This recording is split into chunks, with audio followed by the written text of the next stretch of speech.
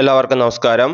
7th സ്റ്റാൻഡേർഡിലെ 5th യൂണിറ്റായ അവർ earth എന്ന പാഠഭാഗത്തിൻ്റെ രണ്ടാമത്തെ പാർട്ടാണ് നമ്മൾ ഇന്നിവിടെ ചർച്ച ചെയ്യാൻ പോകുന്നത്. ആദ്യത്തെ പാർട്ടിൽ പേജ് നമ്പർ 71 വരെയാണ് പറഞ്ഞത്. ഇപ്പോൾ നമ്മൾ ആരംഭിക്കുന്നത് പേജ് നമ്പർ 72-ൽ. അടുത്തായി നമ്മൾ പഠിക്കാൻ പോകുന്നത് എർത്ത് അറ്റ്മോസ്ഫിയർ, ഭൂമിയുടെ അന്തരീക്ഷത്തെ പറ്റിയാണ്. ജീവജാലങ്ങൾക്ക് ഇപ്പോൾ ജീവിക്കത്തക്ക രീതിയിൽ ഭൂമി മാറിയത് എങ്ങനെയാണെന്ന് നിങ്ങൾക്കറിയാമോ? ഭൂമിയുടെ ഉത്ഭവ സമയത്ത് അത് ചുട്ടുപഴുത്ത ഒരവസ്ഥയിലായിരുന്നു ഉണ്ടായിരുന്നത്. കോടിക്കണക്കിന് വർഷങ്ങൾ കൊണ്ട് സാവധാനം തണുത്താണ് ഭൂമി ഇപ്പോൾ നമ്മൾ കാണുന്ന രീതിയിലേക്ക് മാറിയത്. ഇങ്ങനെ തണുക്കുന്ന സമയത്ത്, ഈ പ്രക്രിയ നടക്കുന്ന സമയത്ത് ഭൂമിയുടെ ഉള്ളിലുണ്ടായിരുന്ന വാതകങ്ങളൊക്കെ പുറത്തേക്ക് വരികയുണ്ടായി. അങ്ങനെ ഈ വാതകങ്ങൾ പുറത്തേക്ക് വന്നിട്ട് ഭൂമിക്ക് ചുറ്റും ഒരു ആവരണമായിട്ട് അത് മാറി. അങ്ങനെ ഭൂമിയെ കവർ ചെയ്ത് നിൽക്കുന്ന, ഭൂമിയെ പൊതിഞ്ഞു നിൽക്കുന്ന ഒരു എയറിൻ്റെ അല്ലെങ്കിൽ വാതകത്തിൻ്റെ ഒരു ആവരണമാണ് അറ്റ്മോസ്ഫിയർ എന്ന് പറയുന്നത്. അവിടെ നമുക്കൊരു ചോദ്യം നമുക്ക് പ്രതീക്ഷിക്കാം. ഇതാണ് ആ ചോദ്യം: gaseous blanket that covers the earth non as atmosphere. അതായത് അറ്റ്മോസ്ഫിയർ എന്താണ് എന്ന് ചോദിച്ചു കഴിഞ്ഞാൽ അതിൻ്റെ ആൻസർ ഇതാണ്: gaseous blanket that covers the earth is known as the atmosphere. അതായത് ഗേഷ്യസ് ബ്ലാങ്കറ്റ് എന്ന് പറയുന്നത് വാതകങ്ങളുടെ ഒരു ആവരണം, അതിനെയാണ് ഗേഷ്യസ് ബ്ലാങ്കറ്റ് എന്ന് പറയുന്നത്. ദാറ്റ് കവേഴ്സ് ദ എർത്ത്, എർത്തിനെ കവർ ചെയ്തിരിക്കുന്നു, അതിനെയാണ് നമ്മൾ എന്ത് പറയുന്നത്? അറ്റ്മോസ്ഫിയർ എന്ന് പറയുന്നത്. പിന്നീട് ഭൂമിയിൽ പ്ലാന്റ്സുകൾ ഉണ്ടായി, ചെടികളുണ്ടായി. അങ്ങനെ പ്ലാന്റുകൾ ഉണ്ടായപ്പോൾ ഭൂമിയിൽ ഓക്സിജന്റെ അളവ് കൂടി വന്നു. ഓക്സിജൻ അളവ് കൂടാനുള്ള കാരണം നമുക്കറിയാം. അത് ഫോട്ടോസിന്തസിസ് മൂലമാണ് ഓക്സിജന്റെ അളവ് കൂടി വരുന്നത്. അങ്ങനെ ഓക്സിജന്റെ അളവ് കൂടി, കൂടാതെ നൈട്രജൻ, കാർബൺ ഡൈ ഓക്സൈഡ് എന്നിവ കൂടി അറ്റ്മോസ്ഫിയറിലുണ്ടായി. അപ്പോൾ അന്തരീക്ഷത്തിലെ പ്രധാനപ്പെട്ട 3 ഗ്യാസുകൾ എന്ന് പറയുന്നത് nitrogen, oxygen, carbon dioxide എന്നിവയാണ്. അപ്പോൾ നമുക്ക് അവിടെ ഒരു ചോദ്യമുണ്ട്. Nitrogen, oxygen, carbon dioxide etcetera are the major gases in the atmosphere. അറ്റ്മോസ്ഫിയറിലെ ഏറ്റവും പ്രധാനപ്പെട്ട ഗ്യാസുകൾ nitrogen, oxygen, carbon dioxide ആണ്. അപ്പോൾ ഇത് കൂടാതെ തന്നെ മറ്റ് ഗ്യാസുകളും കൂടെ അന്തരീക്ഷത്തിൽ ഉണ്ടായിട്ടുണ്ട്. അത് ഏതൊക്കെയാണെന്ന് നമുക്ക് പുറകാലെ നമ്മൾ പഠിക്കുന്നുണ്ട്. അപ്പോൾ എർത്ത് അറ്റ്മോസ്ഫിയർ എന്നുള്ള ഭാഗത്ത് നമ്മൾ 2 കാര്യങ്ങളാണ് പഠിച്ചത്. അത് ഒന്നാമത്തത് അറ്റ്മോസ്ഫിയർ എന്താണെന്ന് പഠിച്ചു.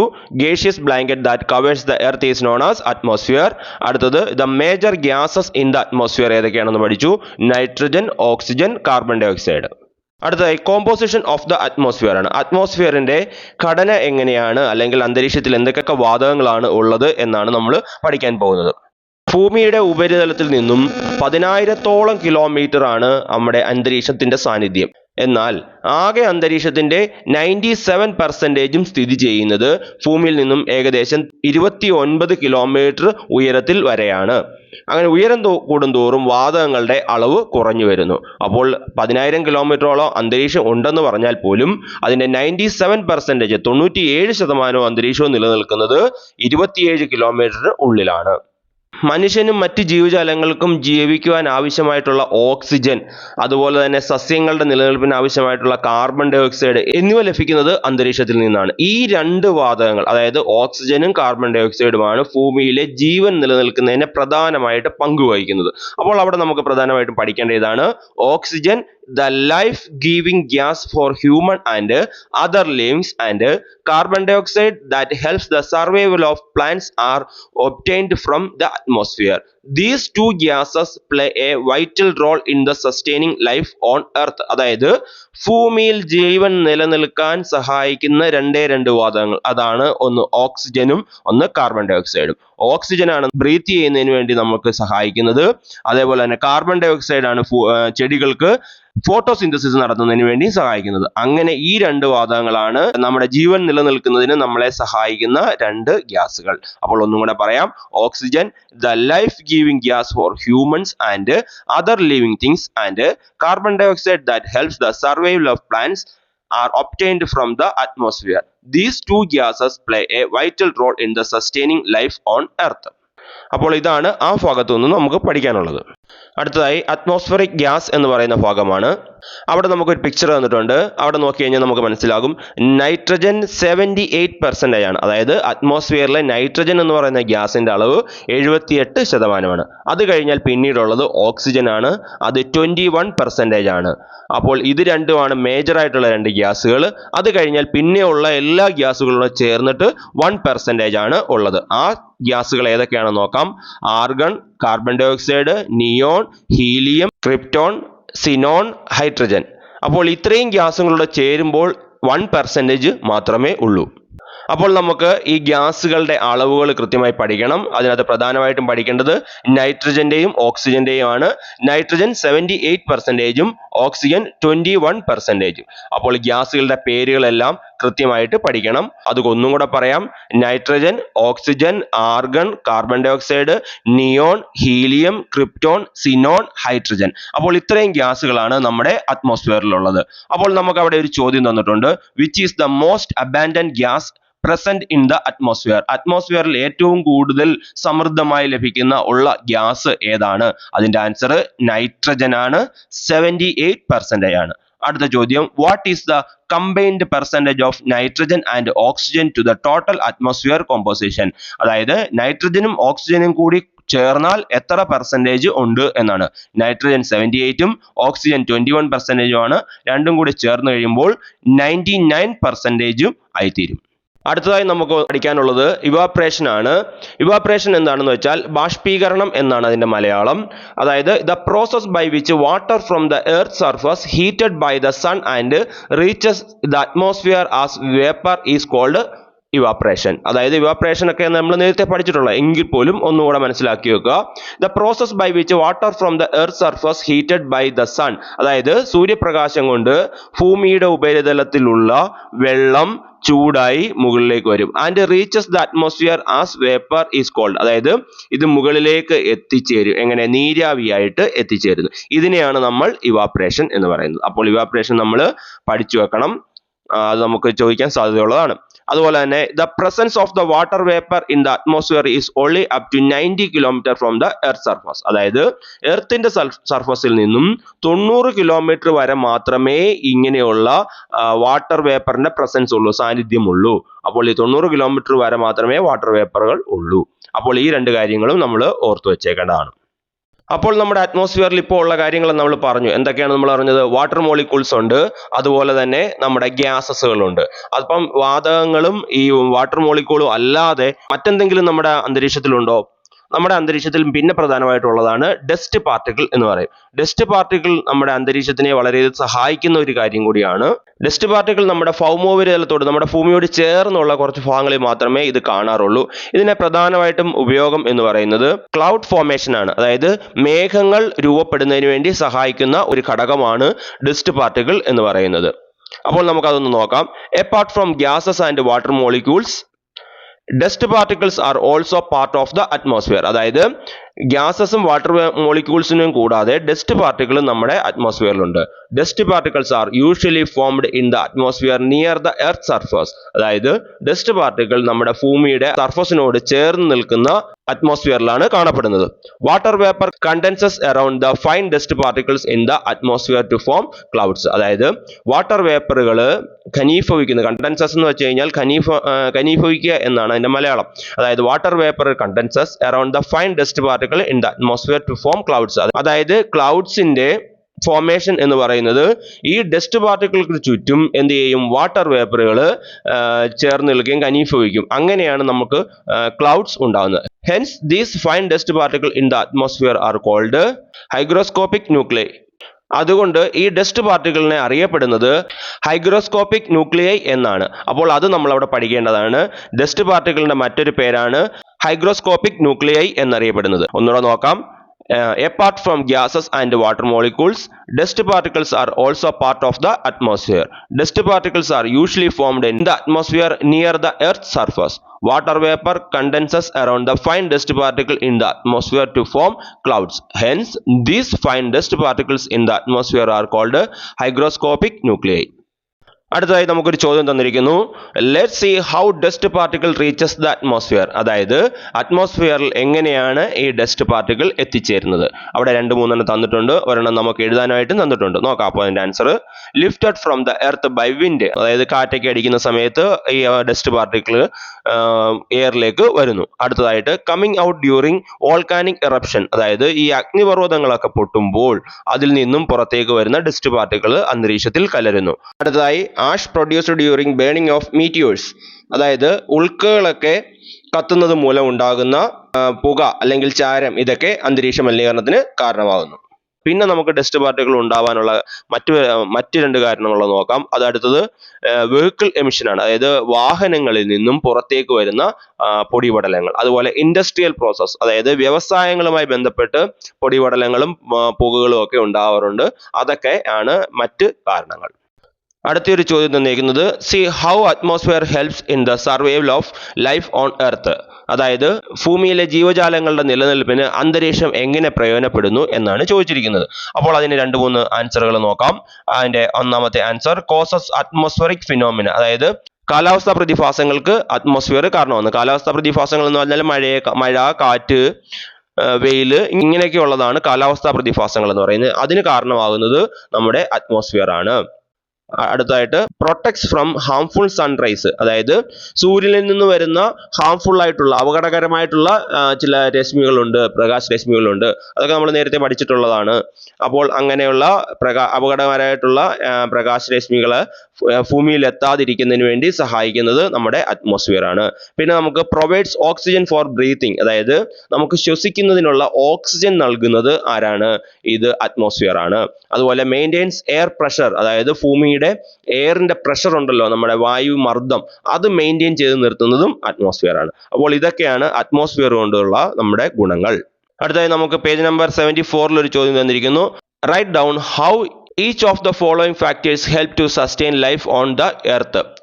അതായത് ഭൂമിയിൽ ഈ പറയുന്ന കാര്യങ്ങളൊക്കെ ജീവൻ നിലനിർത്തുന്നതിന് എങ്ങനെ സഹായിക്കുന്നു എന്നാണ് ചോദിച്ചിരിക്കുന്നത്. ഒന്നാമത്തേത് അറ്റ്മോസ്ഫറിക് എയർ ആണ്.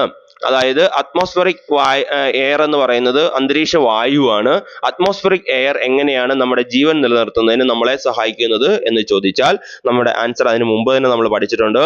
Oxygen, the life giving gas for human and other living things, and carbon dioxide that helps the survival of plants are obtained from the atmosphere. അതായത് നമുക്ക് മനുഷ്യന് ജീവിക്കാൻ ആവശ്യമായിട്ടുള്ള അല്ലെങ്കിൽ ജീവജാലങ്ങൾക്ക് ബ്രീത്ത് ചെയ്യുന്നതിന് ആവശ്യമായിട്ടുള്ള ഓക്സിജനും അതോടൊപ്പം തന്നെ ചെടികളുടെ നിലനിൽപ്പിന് ആവശ്യമായിട്ടുള്ള കാർബൺ ഡൈ ഓക്സൈഡും നമുക്ക് ലഭിക്കുന്നത് അറ്റ്മോസ്ഫിയറിൽ നിന്നാണ്.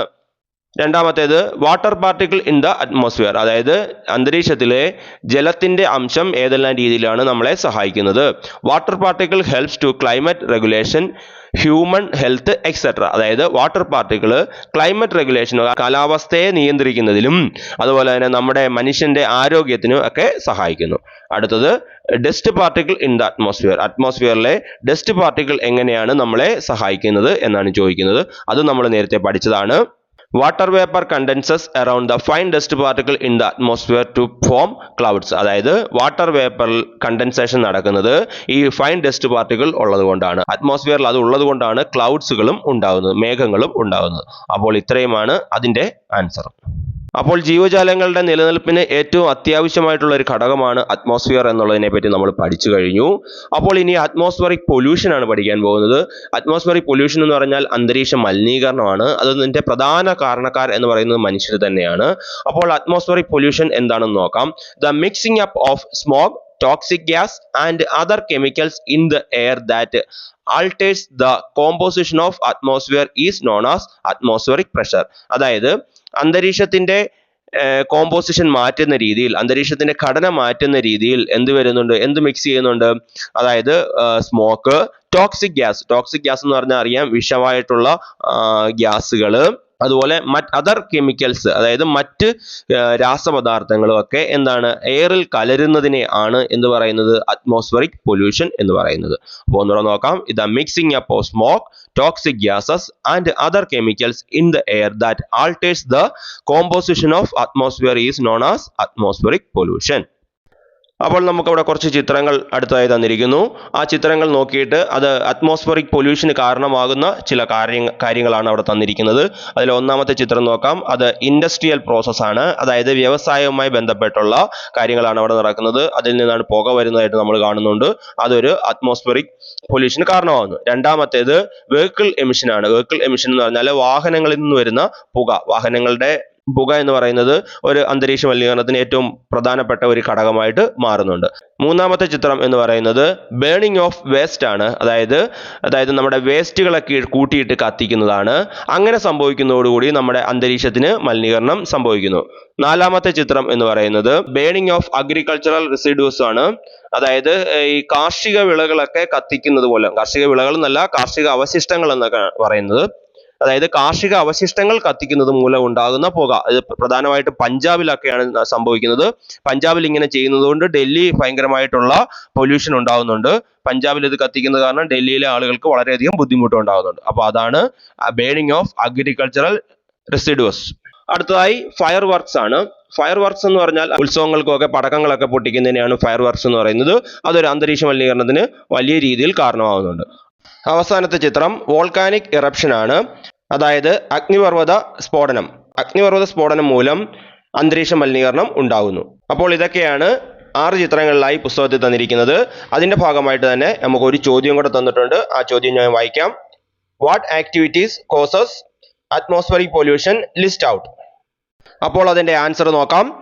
Industrial process, vehicle emission, burning of waste, burning of agricultural residues, fire works, last volcanic eruption. അടുത്തതായി നമുക്കൊരു എക്സ്റ്റെൻഡഡ് ആക്ടിവിറ്റി ആണ്. അത് ആസിഡ് റെയിൻ ആണ്. അതിനെപ്പറ്റി ഞാൻ പറയാം. അതായത് നമ്മുടെ കോള്, പെട്രോളിയം ഫ്യൂവൽസ്, ഡീസലുകൾ എന്നിവ കത്തുന്നത് മൂലം എന്തുണ്ടാവുന്നുണ്ട്? കാർബൺ ഡൈ ഓക്സൈഡ് ഉണ്ടാവുന്നു. കാർബൺ ഡൈ ഓക്സൈഡ് മാത്രമല്ല, കാർബൺ മോണോക്സൈഡ്, സൾഫർ ഡയോക്സൈഡ് തുടങ്ങിയ നിരവധി വാതകങ്ങളും ഉണ്ടാവുന്നുണ്ട്. ഇത് അന്തരീക്ഷത്തിലെത്തുന്നു. അത് മഴ പെയ്യുന്ന സമയത്ത് മഴവെള്ളത്തോടൊപ്പം കലർന്ന് താഴേക്ക് വരുന്നു. അങ്ങനെ താഴേക്ക് വരുന്ന ആ വെള്ളത്തിന് ഒരു ആസിഡ് സ്വഭാവം ഉണ്ടാവും. അങ്ങനെ ഉണ്ടാവാൻ കാരണം എന്ന് പറയുന്നത്, അതായത് സാധാരണ മഴവെള്ളത്തിന്റെ pH വാല്യൂ എന്ന് പറയുന്നത് 7 ആണ്. പക്ഷെ ഇങ്ങനെ മഴവെള്ളത്തിൽ ഈ പറയുന്ന വാതകങ്ങളും കൂടി മിക്സ് ചെയ്യുന്നതോടുകൂടി ഇതിന്റെ pH വാല്യൂ എന്തായിട്ട് മാറും? 5 ആയിട്ട് മാറും. അങ്ങനെ pH വാല്യൂ 5 ആയിട്ട് കുറയുമ്പോഴത്തേക്ക് ഇതിന് ആസിഡിന്റെ ഗുണങ്ങളായിട്ട് മാറും. അങ്ങനെ പെയ്യുന്ന മഴയാണ് നമ്മൾ ആസിഡ് റെയിൻ എന്ന് പറയുന്നത്.